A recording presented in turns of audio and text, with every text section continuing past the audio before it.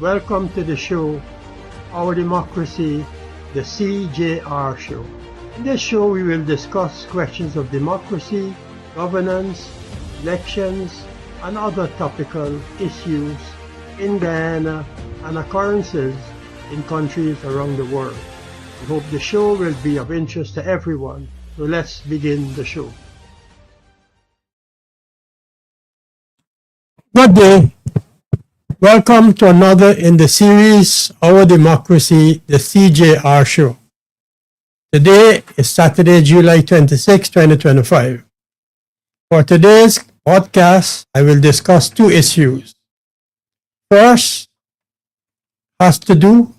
topic has to do with election matters, while the second matter, I will discuss our country's brief political history. Let's start with the first matter concerning the upcoming elections scheduled for September 1st, 2025. In a release issued to the media earlier this week, the Guyana Elections Commission expressed regrets over the existence of an irregular registration transaction that was brought to its attention.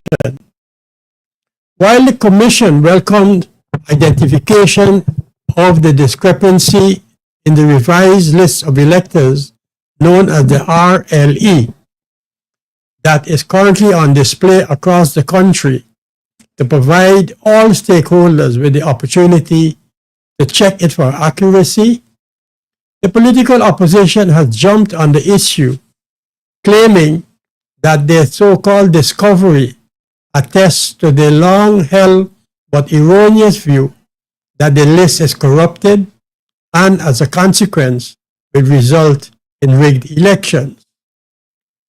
And although GCOM went on to state that immediately upon being notified of the incorrectness, it launched an internal investigation into the matter, the political opposition, like a badly equipped orchestra, began prancing up and down social media, trumpeting their claim that, quote, "You see, this is the start of the rigging we were talking about," end of quote. The false flag raised by the political opposition, notwithstanding, GCOM announced that it had conducted an internal investigation, the results of which showed: 1. That the occurrence was due to non-compliance with established procedures by staff members at one of its established registration offices. 2. That there was a breach of the standard operating procedures by registration staff throughout the system. And 3. The staff who had interacted with the person who visited the office to make the application to be registered could not provide logical explanations for their actions. Now, as though this was not enough, GCOM invited the police to carry out an investigation to determine whether the actions of the concerned registration officials amounted to a criminal offense. Furthermore, GCOM, holding faithfully to the principles of transparency and accountability, publicly acknowledged that 2 erroneous transactions were conducted at one of its registration offices. And contrary to the public masquerade created around the political opposition's so-called discovery, GCOM took a more reassuring route. It proceeded to assure all stakeholders, especially the bona fide registrant who was affected, that had the established registration procedure been followed, the incorrectness would not have occurred. Furthermore, GCOM, recognizing the importance of informing the public about its actions, affirmed that insofar as the breach of procedure is concerned, the Commission is working to ensure that there is no reoccurrence. And rather than balking at acceptance of breaches in its procedures, GCOM publicly expressed its gratitude, declaring, quote, was thankful that it was given the opportunity to take remedial action which is statutorily permitted to take during the prescribed 21 days period for the display of the revised list of electors. GCOM went on further, reminding, quote, all concerned that the revised list is still on public display across the country for scrutiny, and urges all concerned to check it to ensure that their particulars are accurate. The Commission further stated that should there be the discovery of any concern, a report must be made forthwith to the respective registration office for corrective action to be taken by the Commission in accordance with the laws of Guyana. The Commission reminded that the revised list of electors is currently displayed at 2 prominent locations in every registration division and subdivision, as well as on GCOM's website for public scrutiny until the 29th of July 2025. And contrary to the propaganda peddled by the political opposition that GCOM is not ready nor prepared to fulfill its constitutional responsibilities, the Commission took the opportunity to reassure all stakeholders that, quote, there are robust mechanisms in place to guard against errors and remains committed to ensuring that its operations are transparent, credible, free and fair, and upholds the tenets of integrity and democracy. Now let's dive into the second topic, where I will deal with our political history in a brief manner.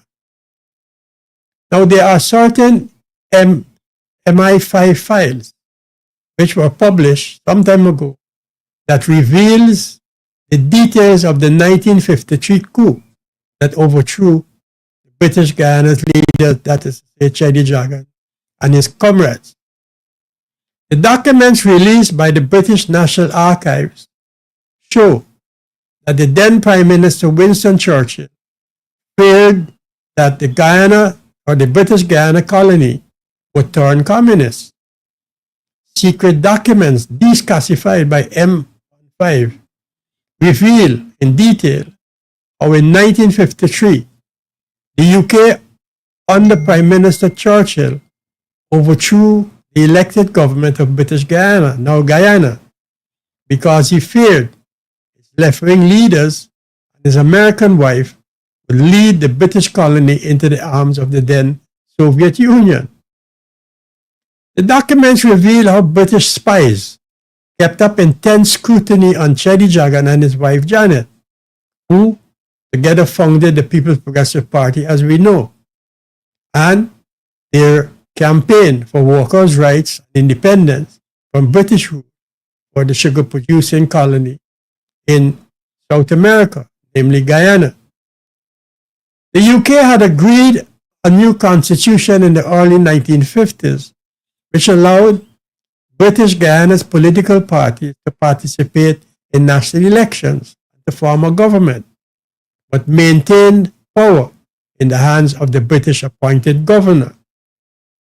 Now, an official historian of the MI5, Christopher Andrew, reported that the files provided that is now released details of the coup and, quote, further evidence that M15 played a more important part in British decolonization than is often realized, end of quote. But the 39 folders of files released by the National Archives are crammed full of taped phone conversations, intercepted letters, and accounts of physical surveillance over more than a decade. In 1951, the year that the Jagans founded their party, which is actually 1950, M15 agent based in Trinidad described them as, quote, something new in British Guyana politics, end of quote. He went on to report that both are able and intelligent and the mere fact that Janet Jagan is white, young, and not unattractive in appearance lends considerable interest to her activities and those of her husband. End of quote. To the British authorities, the Jagans were a headache. To the Americans, they were a potential communist threat on America's doorstep. The M15 concluded that the party VPP was, quote, not receiving any financial support from any communist organization outside the country, end of quote. Nonetheless, amid worsening strikes and unrest, the British grew unhappy with the Jagans' quote-unquote disruptive antics. After the party won a huge majority in British Guyana in 1953 elections, making Cjr Jagan the Prime Minister, Churchill decided to act. Quote, this is what he said. We ought surely to get American support in doing all that we can to break the communist teeth in British Guyana, end of quote. In the end, Britain acted alone, mounted a military operation codenamed Operation Windsor. Churchill dispatched a warship, HMS Superb, and brought hundreds of troops by air and sea in secure sites. On October the 9th, 1953, the British suspended British Guyana's constitution, fired its legislation, and arrested the Jagans. The surprise military operation went according to plan. The Trinidad-based M15 officer noted with quiet satisfaction, quote, it was obvious that the PPP leaders had no idea that the constitution would be suspended or that they might be arrested. And the spy threw in a note of thanks to the women who helped the army to march on its stomach. Quote, I might add, in parenthesis, that catering arrangements for the airborne troops during the halt in Trinidad were carried out by Mrs. Beedon, wife of the Commissioner of Police, Mrs. Rar, my wife, and Joyce Huggins. I understand that no less than 600 large sandwiches were cut by these ladies, he wrote. An outraged Cjr Jagan appealed by telegram to Britain's opposition Labour Party for help. Leader Clement Attlee replied coldly, quote, regret impossible to intervene, end of quote. For the next 3 years, British Guyana was ruled under emergency powers by the British governor and appointed officials. The Jagans were kept under house arrest and strict surveillance. In the years that followed, M15 softened somewhat towards Cjr Jagan, acknowledging that he was an astute popular politician, though the agent based in Trinidad strongly disliked Janet Jagan, whom he described as a committed communist, uncompromising in her hatred. By the 1960s, British spies worried that the Jagans would turn newly communist Cuba, possibly making the country a base for Latin American revolutionaries. Quote, if the Jagans remain in power after independence, and if their activities and views remain unchanged, they will represent a threat to the stability of both British Guyana itself and of the neighboring territories. End of quote, the officer wrote. Andrew Mann said it was clear from previous released official documents that successive British governments, quote, gave in to pressure from the White House to allow the CIA to use subterranean means to ensure that the first leader of independent Guyana in 1966 was not Cjr Jagan. He added in a podcast for the National Archives, quote, in most British colonies, there was a relatively friendly transfer of power to independent government. British Guyana is a notable exception, end of quote. The Jagans remain a major force in Guyanese politics and Cjr Jagan became Prime Minister again in 1961, when the batch of M15 files ends. After the Cold War ended, Cjr Jagan served as President of Guyana from 1992 until his death in 1997. His wife succeeded him between 1997 and 1999. She died in 2009, aged 88. This has brought me to the end of today's show. I do hope the topics I discussed with you today were of some interest.